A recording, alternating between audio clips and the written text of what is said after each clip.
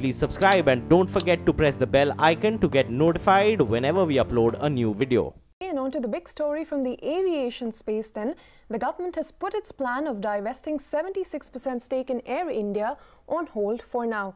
The government's decision to put its plans on the back burner comes 3 weeks after the national carrier's proposed 76% stake sale failed to find any bidders.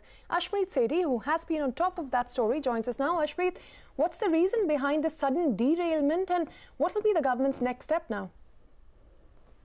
Well, as we told you, of course, first, as far as the first meeting that was held, as far as Air India divestment is concerned, between the top ministers, now sources who are also part of the alternate mechanism tell us that it seems like the Air India divestment has been put on hold right now. In fact, oil prices have been a concern. That is what we are picking up from sources. The government wants to ensure that they bring in more efficiency as far as Air India is concerned. So it seems like they will be getting more private players on board as far as reviving the ailing Maharaja is concerned. Now we'll have to wait and see what will be the next step, but for now we do pick up from sources that it has been put on the back burner. It remains to be seen whether there will be a government official statement at all, because remember, this is a story which involves national interest, as the government has been trying to divest along with the massive debt that Air India has of about 33,000 odd crores.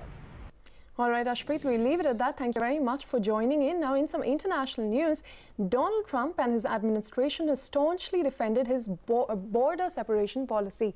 This even as Republicans and some prominent White House allies have made public their criticism of a policy where undocumented immigrant parents are separated from their children. NBC's Tracy Potts has the story.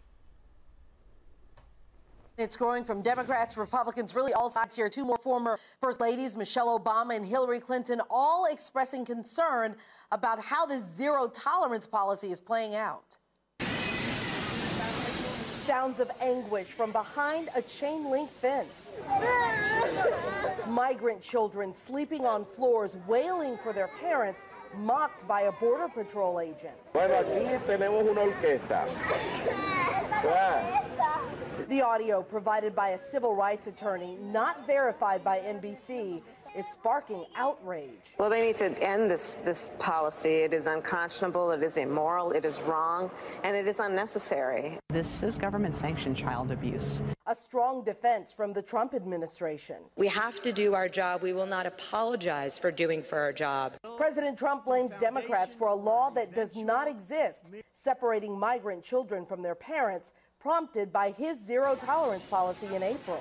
The United States will not be a migrant camp, and it will not be a refugee holding facility. The government is caring for more than 11,000 migrant children. President Trump will likely be confronted about it when he meets with Republicans on Capitol Hill tonight. And that number is expected to jump to 20,000 sometime this summer. Well, on to some news from the ongoing FIFA World Cup. Colombia and Japan lock horns today. Shinji Kagawa scored for Japan, giving them a 1-0 lead. At 8:30 p.m. today, it is going to be the clash of the strikers. Lewandowski will square up with Sadio Mane when Poland face Senegal tonight. And later tonight, host Russia will play their second match of the tournament. They will face Mohamed Salah's Egypt. Russia defeated Saudi Arabia by 5 goals in their first match, while Egypt had suffered a defeat with a late goal against Uruguay.